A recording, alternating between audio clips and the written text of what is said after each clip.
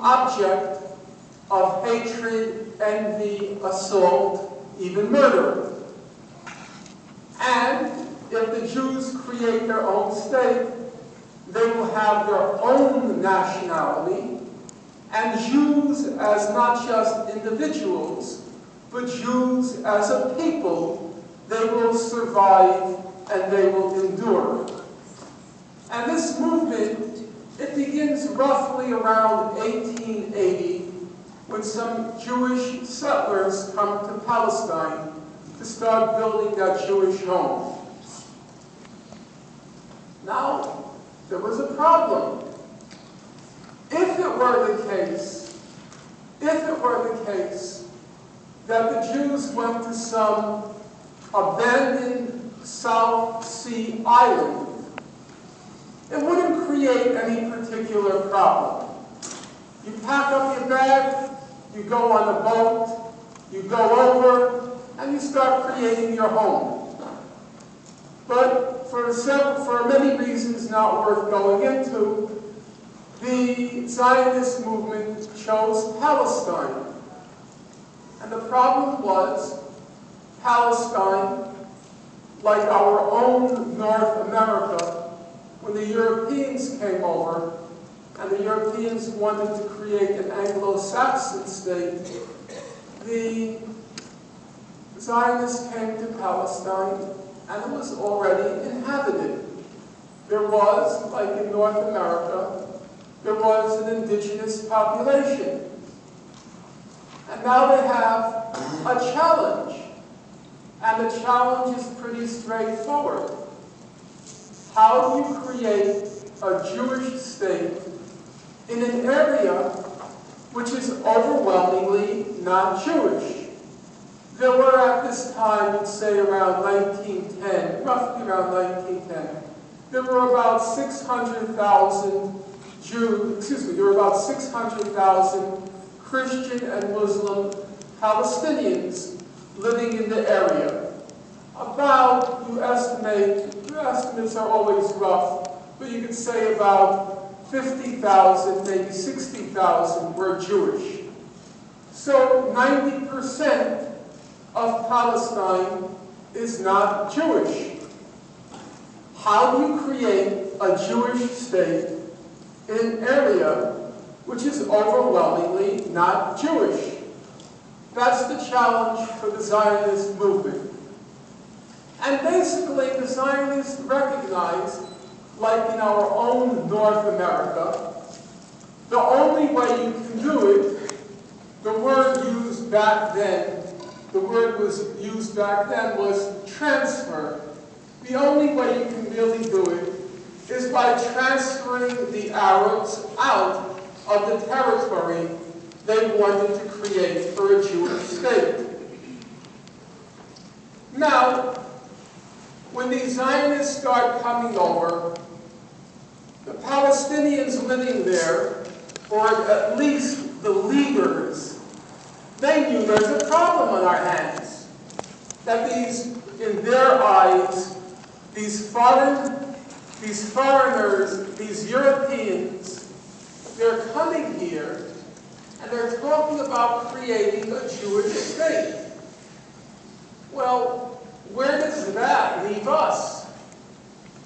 And so from fairly early on, the indigenous population of Palestine, it began to resist this foreign encroachment or foreign invasion of their homeland. And so the Zionists recognized the only way they can possibly impose themselves in a part of the world which is already inhabited, they needed a powerful state behind them.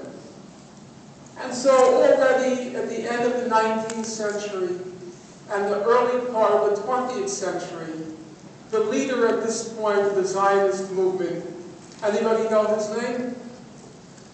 Say it? Yeah, a fellow named Theodor Herzl, H-E-R-Z-L. He's going around trying to meet the various European leaders, the leader of the Ottoman Empire, asking for their support in this enterprise to create a Jewish state in Palestine. Come 1917, November 1917, actually this month is the anniversary, November 1917, the Zionist movement gets the backing of a great power. What great power comes to back the Zionist movement? Great Britain. And the foreign minister at the time, a fellow by the name of Arthur Balfour, he issues a famous declaration. It's only one sentence long, and it has many sub-clauses in it. But for our purposes, the important thing about the declaration is it says that the British government supports the establishment of a Jewish home in Palestine. And the Zionist movement is now ecstatic that it has the support, the backing of the most powerful country on earth, the British Empire, which at its height, as some of you will know, controlled 1/4 of the world's land surface and 1/4 of the world's population. And so now the Zionist movement was an ally of the British Empire. And so now the colonization of Palestine proceeds. It does not proceed very quickly, however, because most Jews in Europe, if they decided to leave, as many of them did decide to leave, they did not want to go to Palestine, which for them is a kind of exotic and imaginary place. They wanted to go to some place which they had connection to, family connection to, and which they could, so to speak, relate to. And that place was where? America. Yes, it was the United States.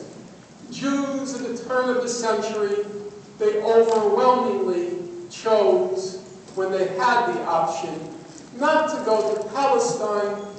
They chose to go to the United States. And so there was a huge immigration, in particular, to my hometown, namely New York.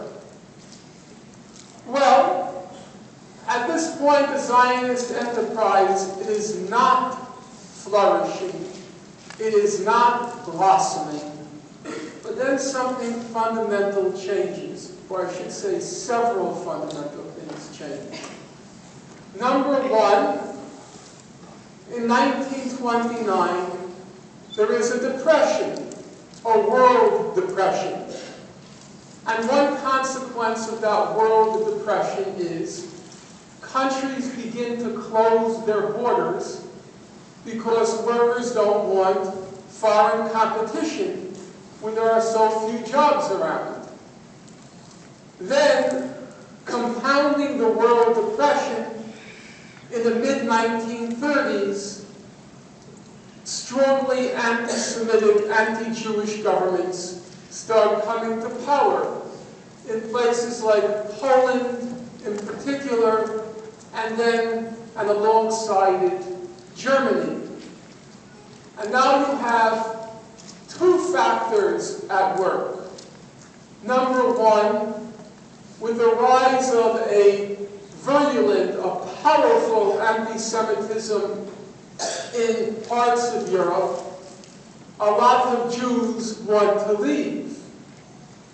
But number two, the places where they usually went when troubles arose, namely places like the United States, the borders were now closed. And so the Jews who were fearing and fleeing persecution, their options began to narrow where to go. And the one option which was open to them was, of course, to go to Palestine. And so beginning in the mid-1930s,